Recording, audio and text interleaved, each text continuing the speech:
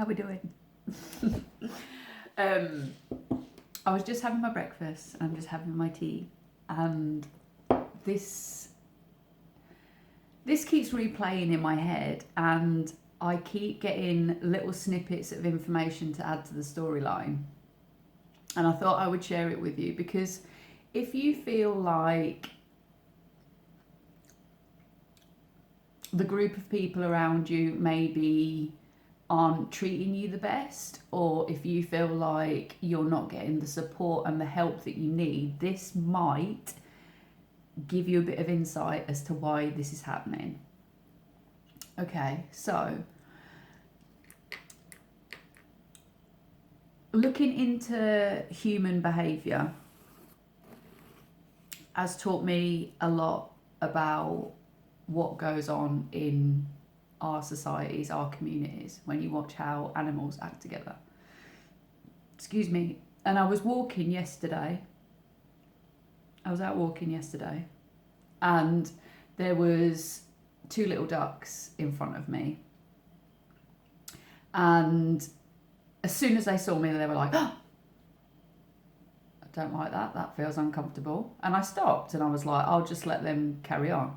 And immediately they stopped really paying any attention to me, knowing that I'd stopped, and continued to go about their business, waddling about and being very relaxed, and didn't care about what I was doing. And then I took another couple of steps forward because I actually wanted to get past them and they were being super slow-mo. And the girl duck actually pooed straight away, like, oh my God, this is really scary. And then the guy duck was like trying to shepherd her off the path. But she had already gone into fight or flight. So she was a bit like, I don't really know what to do. This is scary. Whereas obviously he'd gone into his role of trying to protect her. So he was like literally just trying to shove her off the path and like flap his wings to try and make her go. And I was like, this is really interesting. So I carried on walking forward. I didn't want to be too much of a threat to them, but they were already pooing themselves anyway that I was walking towards them, and they completely changed their relaxed state and they were off. So I got like 2 meters behind them and they'd flown, they'd gone. It was like, no, I'm not interested in this anymore. This is getting too much. Bye. So they went. And then they plopped into the water and were completely relaxed again and didn't give a shit about what I was doing, and they were off.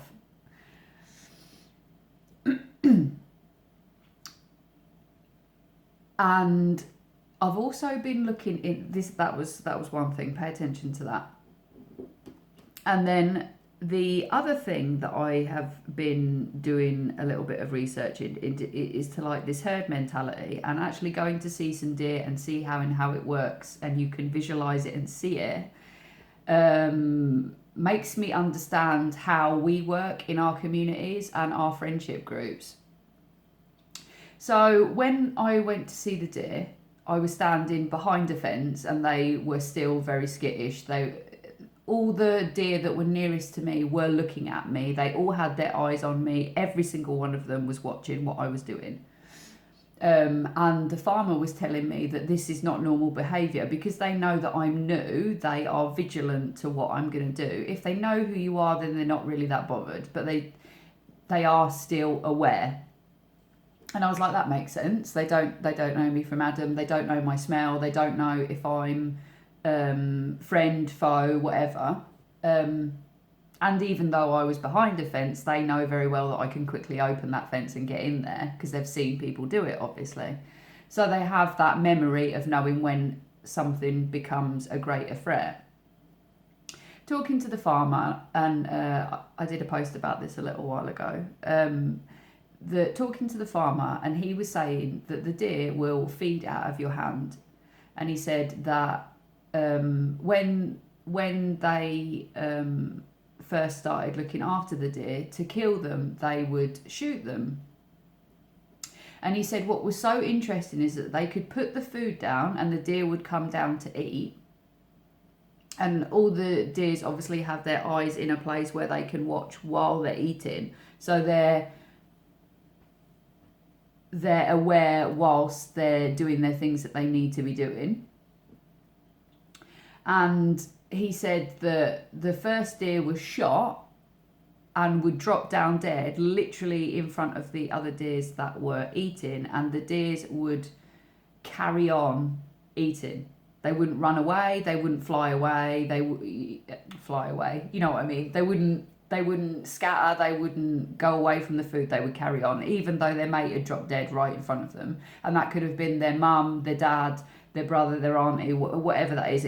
Literally, that death happened right in front of their eyes, and they did not see that as a threat. They didn't have in their brain power or in their thinking that that's going to be me next, because they would have run, wouldn't they?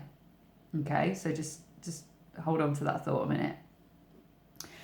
And I was thinking, in a mammal nervous system, or in a mammal thinking, that obviously most mammals do come together in some sort of tribe, in some sort of group, whatever that looks like, whether it be a pack or a herd or whatever that kind of thing is. Most mammals do tend to like to stick together, and they will generally come to each other's aid in a way that stops the threat. I don't know what my hair's doing, so something weird. So watching the herd move around.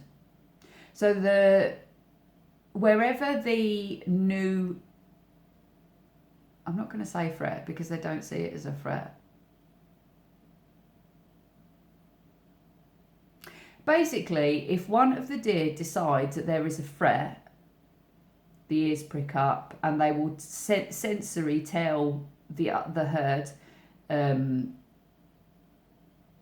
that there's something to be afraid of.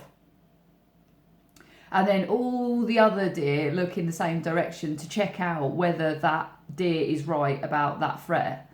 And then if the group decide that, hold on, no, I'm going to say that wrong.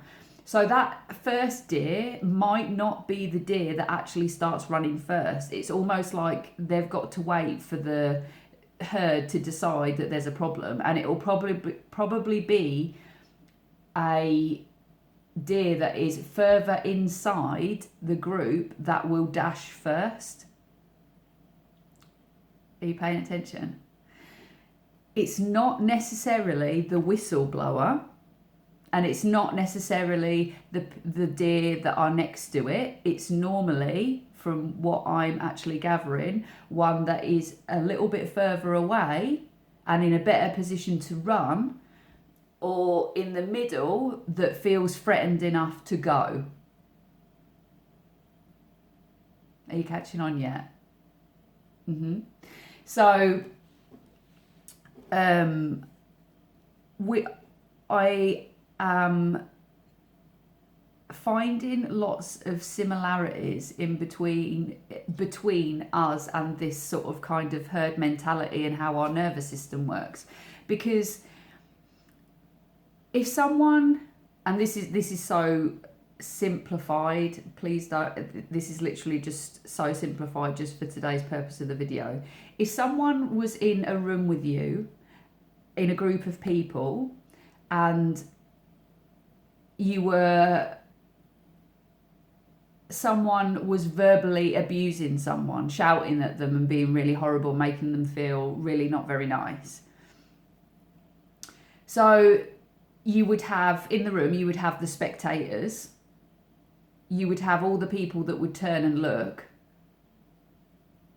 and, you know, what's going on here? Is this a threat to me? So they all turn and look at the person shouting and screaming at this person, you know, making them feel horrendous. And then normally it's someone from across the room that will, you know, so one individual that will come over and say, that's not on. Like, you shouldn't be doing that, or whatever that storyline is that will stop the threat. But there's a whole room full of people that will stand and stare, and they're the ones generally that are on the outside rim of the actual threat, of the threatening person, because they're trying to decide whether that is a threat or not, or whether that threat is towards me or not.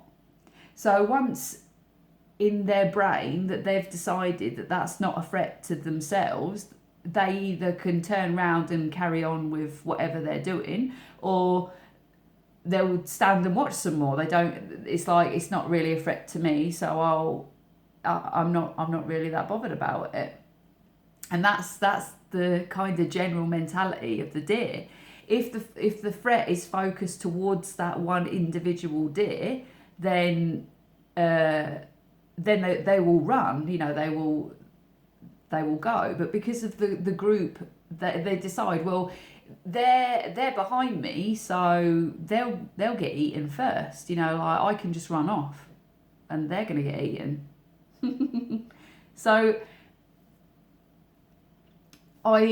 when I look at the way people act around me, act in society, if you look at the people that do stand up for themselves, or do whistle blow, or do speak out against like injustice and things like that, generally the community around them are like, what the fuck? They're gonna get shot. Like, I don't want to be part of that. And they will literally distance themselves from that person who's decided to stand up for themselves, or that's getting it in the neck, or whatever. It's generally like, oh my God, what's going on here? Is this a threat towards me? You know, is it gonna upset my life? Is it gonna stop me from doing the things that I want to do? You know, like, and the brain naturally goes through a checklist of threats. Is what is happening to that person going to affect me in any way? If so, if it is, then I'm not having anything to do with it, and I'll step away. And generally, it's someone from completely outside your circle, i.e. a stranger, that will come in to do something about it, because they can see the injustice, and because it doesn't affect them in any way, they are more likely to come and stand by you. And I found this. So many traumatized people are complete, and abused people, traumatized people that are doing the abusing. There's this whole phenomenon about flying monkeys. Please look into it. It's really, really interesting. Narcissists. When I always list these things, the list goes out of my head. I do apologise. But people that are either the threatened or the threat generally have different dynamics around them. So the threatened generally get left on their own to deal with themselves, because the people around them are too scared of the list of threats that the threatener will put onto them. Someone's calling me. Stop calling me. I'm going to decline it. Oh, it's gone. Doesn't it always happen? I feel like that's the divine calling me. So the threatener will start to gain a posse behind them, because they're out of the way of the threat. And I see this so much. It's easier for people, and it's easier for everybody, me included, you included, everyone included, to be behind the threat, rather than being with the person that's being threatened, whether you believe in it or not. And like, the more and more that I look into this kind of thing, and it's like, oh yeah, that's why that happens. That's why people do that.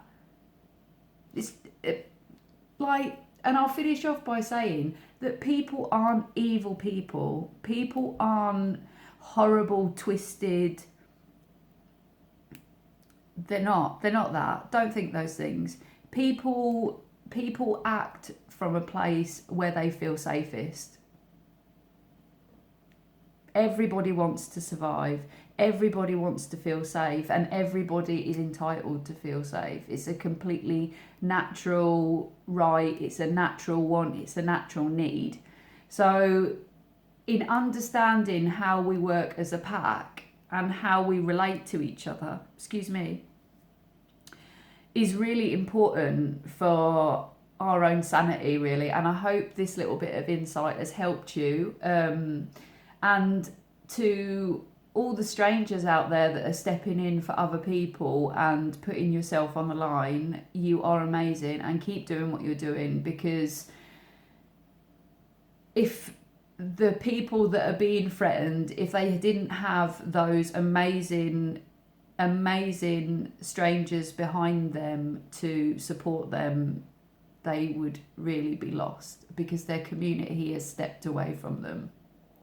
And if anyone is going through this at the moment, lean on people that are there for you, and the people that have left you for dust, they are not your people. And they've moved away from you for a reason.